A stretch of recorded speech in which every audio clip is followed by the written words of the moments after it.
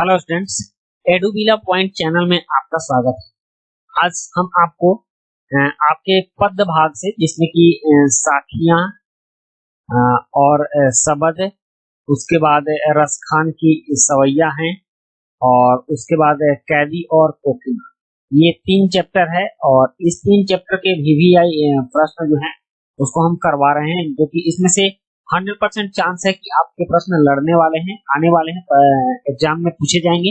इसलिए आप सावधानी से पूरे समय तक वीडियो में बने रहिए, स्किप करके मत भागिए, क्योंकि इसमें बहुत सारे इंपॉर्टेंट प्रश्न हैं जिनकी परीक्षा में आने की बहुत ही ज्यादा संभावना है।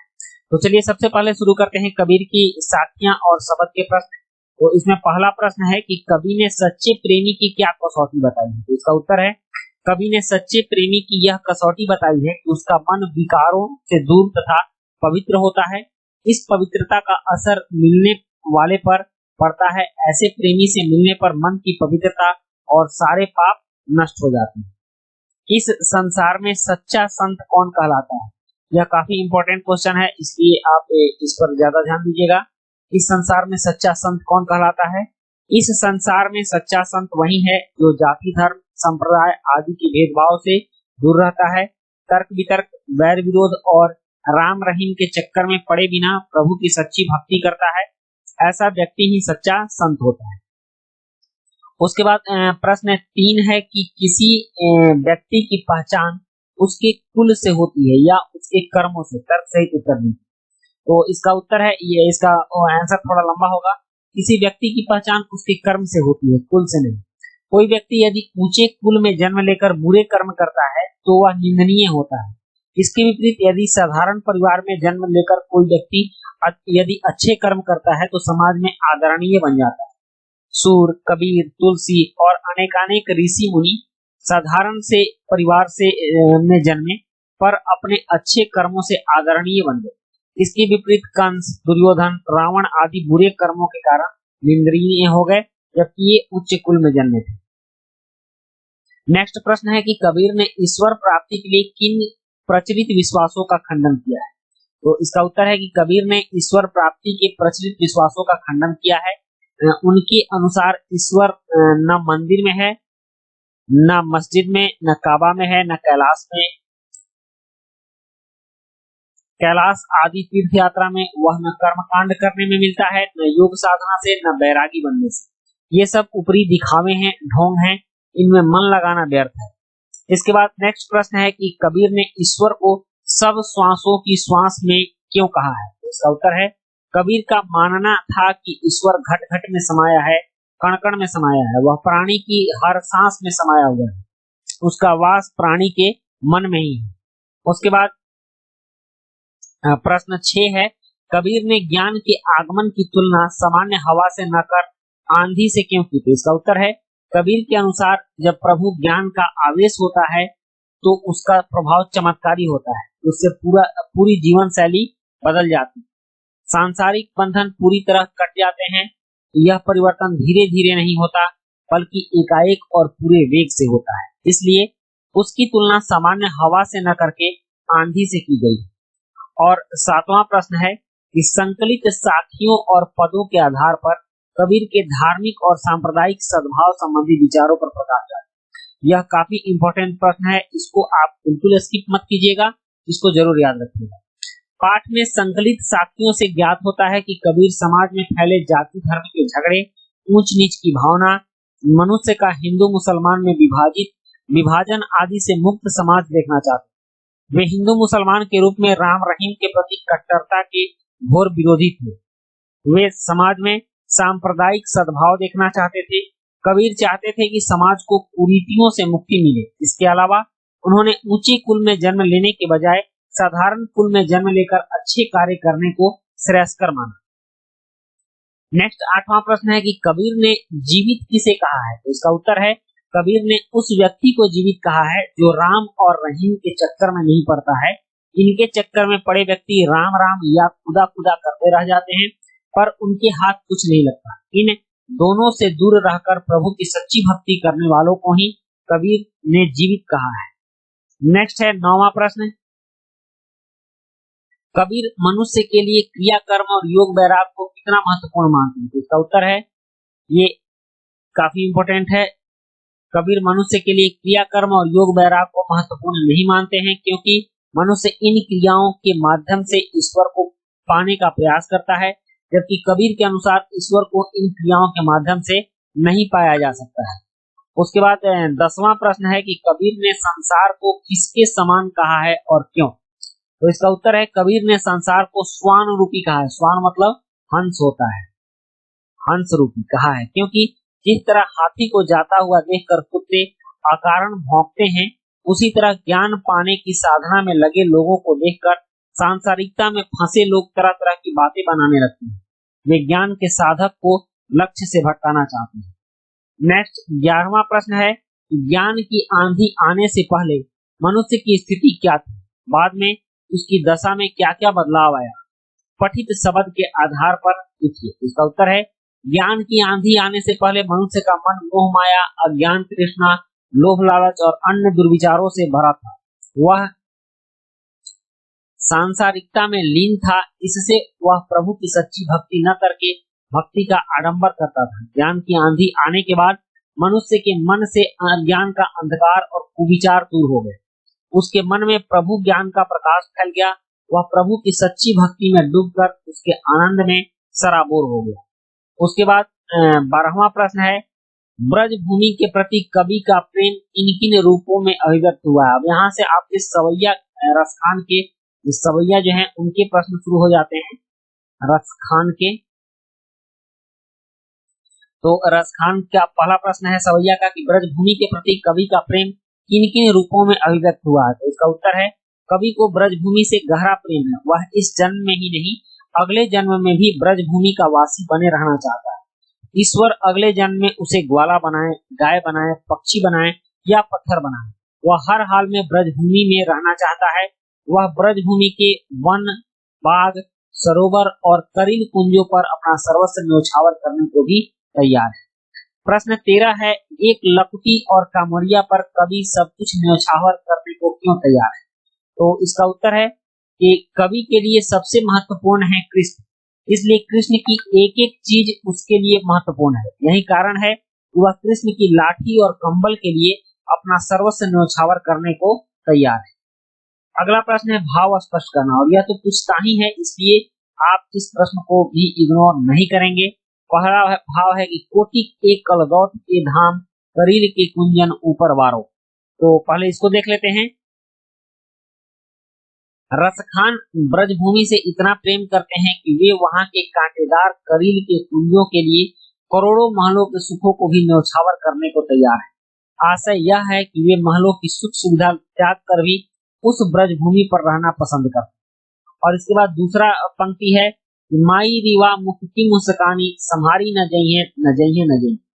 इसका अर्थ ये होगा कि एक गोपी कृष्ण की मधुर मोहनी मुस्कान पर इतनी मुग्ध है कि उससे कृष्ण की मोहकता झेली नहीं जाती, वह पूरी तरह उस पर समर्पित हो गई। उसके बाद अगला प्रश्न है, कादिम्बी कुल कदम्ब कीडारण, ये कौन सा अलंकार है? कादिम्बी कुल कदम्ब कीडारण, तो यहाँ देखिए क की बार बार आवृत्ति हो रही है। तो कालिंदी कुल कदम्ब कीडारण में क वर्ण की आवृत्ति के कारण अनुप्रास अलंकार है। उसके बाद है 16वां, रसखान ने ऐसा क्यों कहा है, जो पशु हों तो कहाँ बस मेरो? तो इसका उत्तर देखिए, जो पशु हों तो कहाँ बस मेरो, कवि रसखान ने ऐसा इसलिए कहा है क्योंकि पशु की अपनी इच्छा नहीं चलती, कोई भी उसके गले में रस्सी डालकर कहीं भी ले जा सकता है, उसकी इच्छा अनिच्छा का कोई महत्व नहीं रहती।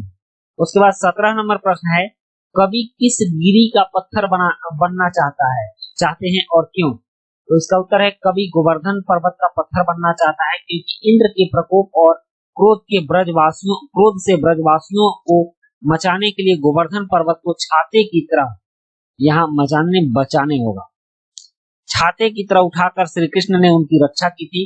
गोवर्धन पर्वत का पत्थर बनकर कवि श्री कृष्ण से जुड़ाव महसूस करता है। उसके बाद 18वां प्रश्न है कि गोपियां ब्रज के लोगों से क्या कहना चाहती हैं और क्यों? इसका उत्तर है, गोपियां ब्रज के लोगों से यह कहना चाहती हैं कि कृष्ण के प्रभाव से बचने के लिए कानों में उंगली रख लेंगी, तथा उनके गोधन को नहीं सुनेंगी, पर श्री कृष्ण की मुस्कान देखकर वह स्वयं को नहीं संभाल पाएंगी और तन मन पर वश नहीं रहेगा। इसके बाद 19वां प्रश्न है कि श्री कृष्ण और उनसे जुड़ी वस्तुओं का सानिध्य पाने के लिए कवि क्या क्या त्यागने को तैयार है। तो इसका उत्तर है रसखान श्री कृष्ण के प्रति अगाध आस्था और लगाव रखते हैं, क्योंकि इसके कवि रसखान ही हैं। वे अपने आराध्य से जुड़ी हर वस्तु से प्रेम करते हैं। इन वस्तुओं को पाने के लिए वे अपना सर्वस्व त्यागने को तैयार हैं। वे लकुटी और कंबल के बदले तीनों लोकों का राज्य, उनकी गाय चराने के बदले 8 सिद्धियां और 9 निधियों का सुख छोड़ने को तैयार हैं। श्री कृष्ण जिन करील के कुंजों की छाया में मुरली बजाते हुए विश्राम किया करते थे, उन कुंजों की छाया पाने के लिए कवि सोने के सैकड़ों महलों का सुख छोड़ने को तैयार है। नेक्स्ट 20वां क्वेश्चन है, या मुरली मुरलीधर की अधरान धरी न अधरान धरूंगी का भाव स्पष्ट करते हुए बताइए कि गोपी ने ऐसा क्यों कहा होगा। भाव यह है कि गोपी श्री कृष्ण का रूप बनाने के लिए उनकी हर वस्तु धारण करने को तैयार है, पर उनकी मुरली नहीं, क्योंकि गोपी मुरली से ईर्ष्या भाव रखती है। इसी मुरली ने गोपियों को कृष्ण से दूर कर रखा है। कृष्ण के होठों से लगकर मुरली गोपियों की व्यथा बढ़ाती है। और नेक्स्ट है 21 नंबर प्रश्न की कवि ने कोकिल के बोलने के किन कारणों की संभावना बताई है। अब यहाँ से कैदी और कोकिला के प्रश्न शुरू होते हैं। और कोकिला, तो पहला प्रश्न है कि कवि ने कोकिल के बोलने के किन कारणों की संभावना जताई है। तो इसका उत्तर है कवि ने कोकिल के बोलने पर निम्नलिखित कारणों की संभावना जताई है। कोयल जेल में बंद क्रांतिकारियों को देशवासियों की दुर्दशा के बारे में बताने आई है। कोयल कैदी क्रांतिकारियों को धैर्य बंधाने एवं दिलासा दिलाने आई है। कोयल कैदी क्रांतिकारियों के दुखों पर मरहम लगाने आई है। कोयल पागल हो गई है जो आधी रात में चीख रही है। 22वां प्रश्न है कि कविता के आधार पर पराधीन भारत की जेलों में दी जाने वाली यंत्रणाओं का वर्णन कीजिए। तो इसका उत्तर है पराधीन भारत की जेलों में भारतीयों को पशुओं की भांति रखा जाता था। उन्हें ऐसी यातनाएं दी जाती थी कि सुनकर ही रोंगटे खड़े हो जाते थे। इनमें से कुछ निम्नलिखित हैं। उन्हें ऊंची ऊंची दीवार वाली जेलों में रखा जाता था। उन्हें 10 फुट की छोटी छोटी कोठरियों में रखा जाता था। उन्हें भरपेट खाना नहीं दिया जाता था। उनके साथ पशुओं जैसा व्यवहार किया जाता था। उन्हें बात बात पर गालियां दी जाती थी। उन्हें तड़प तड़प कर मरने के लिए छोड़ दिया जाता था। 23वां प्रश्न है कि कवि को कोयल से ईर्ष्या क्यों हो रही है। इसका उत्तर है कवि को कोयल से इसलिए ईर्ष्या हो रही है क्योंकि कोयल स्वतंत्र है जबकि कवि बंदी है। कोयल हरियाली का आनंद ले रही है जबकि कवि 10 फुट की अंधेरी कोठरी में जीवन जीने के लिए विवश है। कोयल के गान की सभी सराहना करते हैं जबकि कवि के लिए रोना भी गुनाह हो गया है। और 24 नंबर प्रश्न है कि हथकड़ियों को गहना क्यों कहा गया है। गहना उस आभूषण को कहते हैं जो धारणकर्ता का गौरव और सौंदर्य बढ़ाए। पंडित माखनलाल चतुर्वेदी जैसे क्रांतिकारी जिन्होंने स्वतंत्रता प्राप्ति के लिए स्वयं प्रेरणा से संघर्ष का मार्ग अपनाया था, जेल को अपना प्रिय आवास तथा हथकड़ियों को गहना समझते थे। उन्हें किसी गलत कार्य के लिए हथकड़ी नहीं पहननी पड़ी। उन्होंने स्वतंत्रता प्राप्ति के महान उद्देश्य के लिए हथकड़ियां स्वीकार की, अतः उनसे उनका गौरव बढ़ा। समाज ने उन्हें उन हथकड़ियों के लिए प्रतिष्ठा दी, इसलिए उन्होंने हथकड़ियों को गहना कहा है। 25 नंबर प्रश्न है कि अंग्रेजों ने कवि को बौद्धिक रूप से अशक्त करने का प्रयास क्यों किया और कैसे। इसका उत्तर है अंग्रेजों की दृष्टि में आजादी की मांग करना सबसे बड़ा अपराध था। वे इसे राजद्रोह से कम नहीं समझते थे। ऐसे क्रांतिकारियों का दमन करने के लिए वे तरह तरह के हथकंडे अपनाते थे। कवि, लेखक एवं विचारशील लोगों के साथ वे इस तरह अत्याचार करते थे कि बौद्धिक रूप से कमजोर या अशक्त हो जाएं, उनकी वैचारिक क्षमता शून्य हो जाए। उन्होंने कवि को जेल की कोठरी में बंद कर दिया जिसमें डाकू, चोर, लुटेरे, बटमार आदि बंद थे। ऐसे में कवि को विचार विमर्श करने के लिए ऐसे लोग मिलते थे जो चोरी, छीना झपटी से आगे की बात सोच ही नहीं सकते थे। वे कवि को बौद्धिक रूप से अशक्त करने का प्रयास कर रहे हैं। और 26 नंबर प्रश्न है कि मरने भी देते नहीं, तड़प रह जाना, के आलोक में बताइए कि अंग्रेज कवि जैसे कैदियों को मरने भी नहीं देते थे, क्यों? तो इसका उत्तर है पराधीन भारत की जेलों में बंद स्वतंत्रता सेनानियों एवं क्रांतिकारियों पर अंग्रेज तरह तरह के अत्याचार करते थे। उन्हें बैलों की जगह कोल्हू चलाने और मोट खींचने जैसे काम करने को विवश कर देते थे।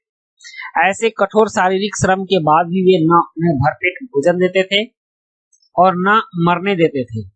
कवि जैसे कैदियों को न मरने देने का कारण यह था कि ये क्रांतिकारी एवं स्वतंत्रता सेनानी अपने कार्यों से प्रसिद्ध एवं लोकप्रिय होते थे। जेल में इनकी मृत्यु होने पर भारतीय जन का आक्रोश भड़क सकता था, जिसे नियंत्रित करना कठिन हो जाता। ऐसे में उनके विरुद्ध घृणा का वातावरण बनने का भय था। बच्चों, ये थे कुछ बहुत ही इंपॉर्टेंट प्रश्न आपके पद भाग से, कविता काव्य भाव से, जिसमें से कि बहुत सारे प्रश्न आने की संभावना है। इसलिए आप इन सबको ध्यान से पढ़िएगा और आवश्यकता पड़े तो इस वीडियो को आप 2 बार भी देख सकते हो। इसी तरह के आपके बहुत सारे वीडियो हमारे चैनल पर आते रहेंगे, तो आप हमारे साथ बने रहिए। मिलते हैं नेक्स्ट वीडियो में। Thank you.